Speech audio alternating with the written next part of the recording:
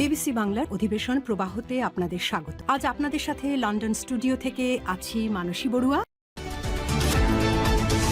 বাংলাদেশের সর্বশেষ গুরুত্বপূর্ণ আপডেট সংবাদে আপনাকে স্বাগত। শুরুতেই সংবাদ শিরোনাম, পরে বিস্তারিত।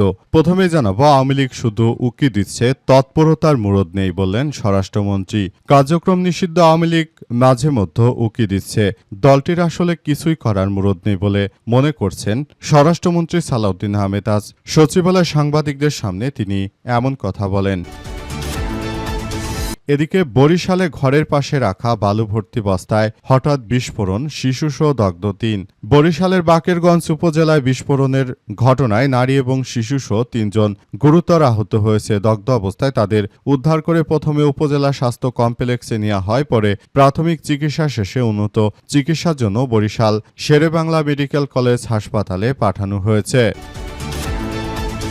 এবারে জানাবো, বিরোধী দল দমনে সরকার বল প্রয়োগের পথেই হাঁটছে বললেন হাসনাত আব্দুল্লাহ। আমরা মনে করেছিলাম যে বর্তমান সরকার নির্বাচন পরবর্তী সময়ে আর কোনো বল প্রয়োগ করবে না, কিন্তু আমরা দেখতে পেলাম যে বিএনপি সরকার ক্ষমতা আসার পরই তারা ঠিক আওয়ামী লীগের মতোই আবারও বল প্রয়োগ করতে শুরু করেছে বলে জানিয়েছেন হাসনাত আব্দুল্লাহ। তিনি আরও জানান, এইভাবে আসলে চলতে পারে না, আমরা এগুলো নিয়ে খুব দ্রুত বড় ধরনের কার্যকর পদক্ষেপ গড়ে তুলব বলে জানিয়েছেন তিনি।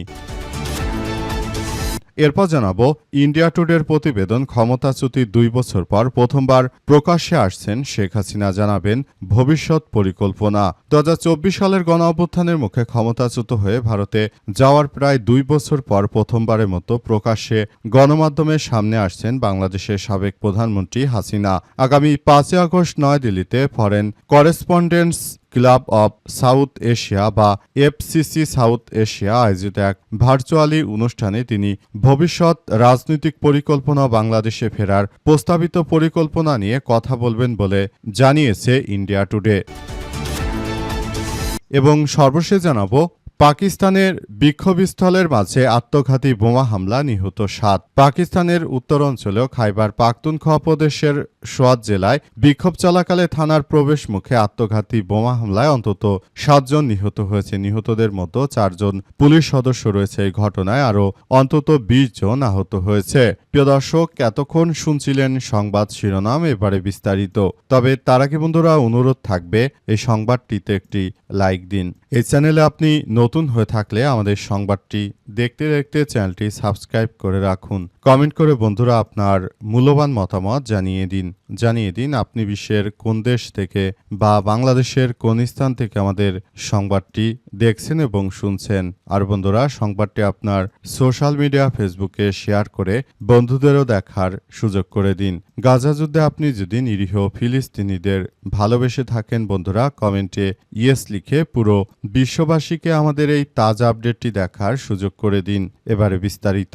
আর বন্ধুরা, এই সংবাদটি আপনার সোশ্যাল মিডিয়া ফেসবুকে শেয়ার করে বন্ধুদের মাঝেও ছড়িয়ে দিন, সবাইকে দেখার সুযোগ করে দিন আমাদের এই তাজা আপডেটটি। এবারে বিস্তারিত। বিরোধী দল দমনে সরকার বল প্রয়োগের পথই বেছে নিয়েছে বললেন হাসনাত আব্দুল্লাহ। জাতীয় নাগরিক পার্টি এনসিপি নেতা হাসনাত আব্দুল্লাহ এবার প্রকাশ্যে মুখ খুলেছেন। তিনি বলেন যে বিরোধী দল দমন পীড়নে শেখ হাসিনা যে সন্ত্রাসীর পথ বেছে নিয়েছিল, তারেক রহমানও ঠিক একই পথ বেছে নিয়েছে বলে জানান তিনি। হাসনাত আব্দুল্লাহ আরও জানান যে বাংলাদেশটাকে ধ্বংস করার জন্য বিএনপির চেয়ারম্যান তারেক রহমান তিনি পুরোপুরি দায়ী, কারণ তিনি শেখ হাসিনার পথে হাঁটতে শুরু করেছেন। তিনি জানান যে শেখ হাসিনার পথে হাঁটুন আর যাই করুন না কেন, এদেশের আপামর জনতা আপনার সঙ্গে নেই, কারণ 5 মাসেই বর্তমান বাংলাদেশের অবস্থা আপনি যে শোচনীয় পর্যায়ে নিয়ে গেছেন যে এখন আর বিদ্যুৎ যায় না। লোকজন বলে যে বিদ্যুৎ শুধুমাত্র আসে, মাঝে মধ্যে আসে। এমন একটি সুন্দর রাষ্ট্র ব্যবস্থাকে যে আপনি ধ্বংসের একদম চূড়ান্ত পর্যায়ে নিয়ে গেছেন, সেটি দেশের মানুষ ভুলে যায়নি। দেশের মানুষ আপনার এই ধরনের আচরণে ক্ষুব্ধ হয়েছে বলে জানান তিনি।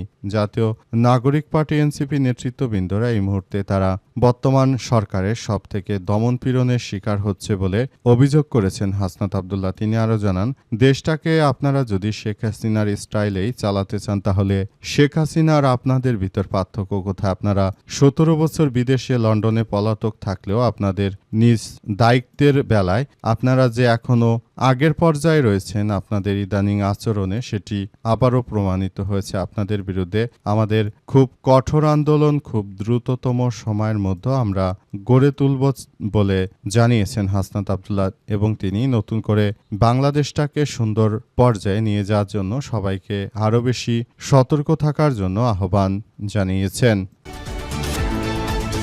আওয়ামী লীগ শুধু উকি দিচ্ছে, তৎপরতার মুরত তাদের নেই বললেন স্বরাষ্ট্রমন্ত্রী। কার্যক্রম নিষিদ্ধ আওয়ামী লীগ মাঝে মাঝে উকি দিলেও দলটির আসলে কিছু করার মুরদ নেই বলে মনে করছেন স্বরাষ্ট্রমন্ত্রী সালাউদ্দিন আহমেদ। আজ দুপুরে সচিবালয়ে সাংবাদিকদের সামনে তিনি এমন কথা বলেন। স্বরাষ্ট্রমন্ত্রী বলেছেন যে 5ই আগস্ট ঘিরে কার্যক্রম নিষিদ্ধ আওয়ামী লীগের কোনো তৎপরতা চালানোর মুরদ নেই, তারা বিদেশ থেকে মাঝে মধ্যে উকি দিচ্ছে। তিনি আরও জানান, দুবাইতে গ্রেপ্তার পুলিশের সাবেক আইজিপি বেনজির আহমেদের জামিন হয়েছে, তবে তার সেই জামিন যেন বাতিল করা হয় সেজন্য বাংলাদেশের পক্ষ থেকে ল ফার্ম নিয়োগ দেওয়া হয়েছে, অর্থাৎ লবিস্ট নিয়োগ দিয়েছে বাংলাদেশ। এর আগে শোনা যেত যে শেখ হাসিনা ছেলে বাংলাদেশের বিরুদ্ধে যুক্তরাষ্ট্রে কত কোটি টাকার যেন লবিস্ট নিয়োগ দিয়েছে, ঠিক একইভাবে এবার বিএনপিও বেনজিরে যেন জামিন না হয়, বেনজিরের জামিন যেটা হয়েছে সেটা যেন বাতিল করা হয় সেজন্য লবিস্ট নিয়োগ দেওয়া হয়েছে। বাংলাদেশের যিনি রাষ্ট্রদূত রয়েছেন সংযুক্ত আরব আমিরাতে, তার মাধ্যমে এই লবিস্ট নিয়োগ দেওয়া হয়েছে যাতে করে সেখানে একটি ভালো অবস্থানে না থাকতে পারে বেনজির আহমেদ, এবং যে ঘটনাগুলো ঘটছে সেগুলো আসলে কোনোভাবেই গ্রহণযোগ্য হতে পারে না। তাই সবাইকে এসব বিষয়গুলো নিয়ে খুবই গুরুত্ব সহকারে কার্যক্রম চালানোর কথা জানানো হয়েছে। বরিশালে ঘরের পাশে রাখা বালু ভর্তি বস্তায় হঠাৎ করে বিস্ফোরণ, শিশুসহ দগ্ধ 3। বরিশালের বাকেরগঞ্জ উপজেলায় বিস্ফোরণের ঘটনায় নারী ও শিশুসহ 3 জন গুরুতর আহত হয়েছে। দগ্ধ অবস্থায় তাদের উদ্ধার করে প্রথমে উপজেলা স্বাস্থ্য কমপ্লেক্সে নেওয়া হয়, পরে প্রাথমিক চিকিৎসা শেষে উন্নত চিকিৎসার জন্য বরিশাল শের-ই-বাংলা মেডিকেল কলেজ হাসপাতালে পাঠানো হয়েছে।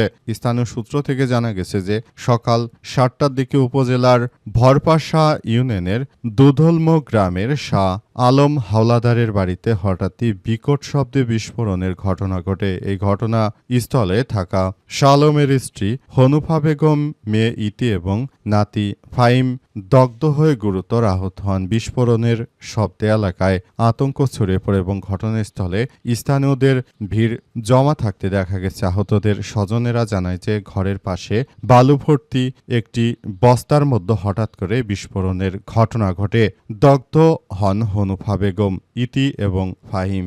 প্রাণ বাঁচাতে তারা ঘরের সামনে থাকা তোলাতলা নদীতে ঝাঁপ দেন। পরে স্থানীয়রা তাদের উদ্ধার করে হাসপাতালে নিয়ে যায়। শালম হাওলাদারের ছেলে জামাল বলেন, ঘরের পাশে রাখা বালুর বস্তার মধ্যে একটি বোমার মতো বস্তু বিস্ফোরিত হয়। এতে আমার মা, বোন এবং ভাগ্নের শরীরে আগুন ধরে যায়। তবে ওই বিস্ফোরণ কোথা থেকে এসেছে সে বিষয়টি আমাদের কিছুই জানা নেই বলে নিশ্চিত করা হয়েছে। ইন্ডিয়া টুডের প্রতিবেদন, ক্ষমতাচ্যুতির 2 বছর পর প্রথমবার প্রকাশ্যে আসছেন শেখ হাসিনা। ভারতে পলাতক বাংলাদেশের সাবেক প্রধানমন্ত্রী শেখ হাসিনা তিনি অবশেষে 2 বছর পর প্রথম প্রকাশ্যে আসছেন। আগামী 5ই আগস্ট নয়াদিল্লিতে foreign correspondents club of south Asia বা এফসিসি সাউথ এশিয়া আয়োজিত এক ভার্চুয়ালি অনুষ্ঠানে যোগ দেবেন শেখ হাসিনা। আজ ইন্ডিয়া টুডের এক প্রতিবেদন থেকে বিষয়টি নিশ্চিত করা হয়েছে।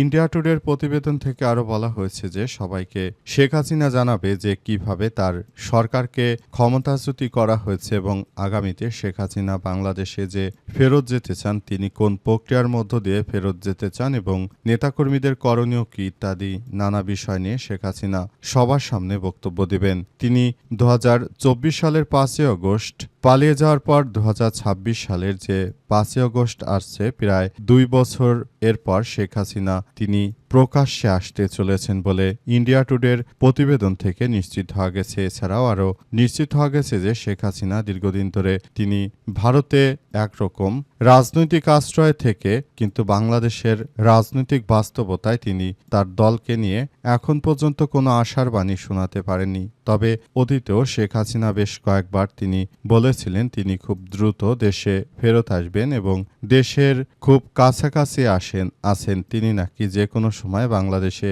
ঢুকে পড়বেন। তারপরও বিষয়গুলো নিয়ে অনেকেই হাসাহাসি করেছিল। সেটি এখন পর্যন্ত আসলে শেখ হাসিনা বিষয়গুলো আর ব্যাখ্যা দিতে পারেননি। তবে নতুন করে শেখ হাসিনার আবার দিল্লিতে প্রকাশ্যে আসার বিষয়টি বাংলাদেশ সরকারই বা কিভাবে নিচ্ছে সে সম্পর্কে আমরা স্বরাষ্ট্রমন্ত্রীর কাছে এসব বিষয় জিজ্ঞেস করেছিলাম। তবে স্বরাষ্ট্রমন্ত্রী জানিয়েছেন যে আমরা ভারতের কাছে শেখ হাসিনাকে ফেরত চেয়েছি, ভারতও বিষয়টি বিবেচনা করছে। ভারত যদি শেখ হাসিনাকে ফেরত দেয় তাহলে বাংলাদেশের আদালতের সাজা অনুযায়ী শেখ হাসিনা যেহেতু দণ্ডপ্রাপ্ত আসামি, তাকে সেই আইনের মাধ্যমে ভারত থেকে ফেরত আনা হবে এবং এরপরই তাকে বিচারের কাঠগড়ায় দাঁড় করানো হবে। শেখ হাসিনা যেহেতু বাংলাদেশে 2024 সালের অগস্টে অসংখ্য মানুষকে হত্যার দায়ে দণ্ডিত ব্যক্তি, সুতরাং আইন অনুযায়ী তার বিচার নিশ্চিত করতে চায় বিএনপি সরকার।